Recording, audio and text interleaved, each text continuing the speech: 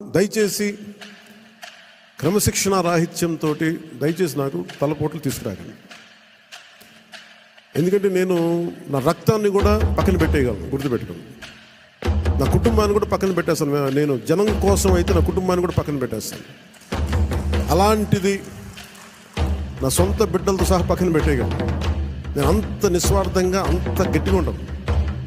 ప్రజాక్షేమం కోసం, ప్రజాస్వామ్య పరిరక్షణ కోసం నేను అంత బలంగా ఉంటాను. అందుకని దయచేసి అందరూ కూడా నన్ను ఏదో తిట్టేస్తే భయపడిపోతాను.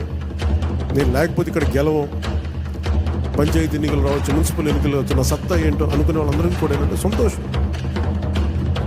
నేను అక్కడ దెబ్బతింటానికి సిద్ధంగా ఉంటాను తప్ప కాంప్రమైజ్ అవ్వడానికి నేను సిద్ధంగా ఉంటాను. ఏం పోతే చెప్పండి నాకు. ఈ రోజున 21 మంది ఎమ్మెల్యేలు, 2 మంది 2 ఎంపీలు అయ్యారు. ఇవన్నీ గెలవకపోతే ఏమన్నా అయిపోతాం. ఫలితాలు ఇంకొకలా వచ్చితే ఇలా ఉండేవాడు, ఏం మారేది కాదు. ఎందుకంటే దయచేసి అందరూ పెద్ద మనసుతో అర్థం చేసుకోండి. నాయకులందరికీ కూడా దయచేసి పదే పదే మీ కుటుంబంలో ఉండే మీ సహాయానికి, మీకు సహాయకారిగా ఉండటానికి నాకు ఇప్పుడు అభ్యంతరం లేదు. కానీ వాళ్ళ భవిష్యత్తులో వాళ్ళే మా తరాల వారసులను చెప్పడం కొంచెం ఇబ్బందిగా ఉంది బయట. నేను అలాంటప్పుడు నేను కూడా నా పిల్లలు ప్రమోట్ చేస్తూ కూర్చుంటే ఇంకా దీంట్లో కొత్తదనం ఎక్కడి నుంచి వస్తే చెప్పండి, ఇబ్బందిగా ఉంటుంది.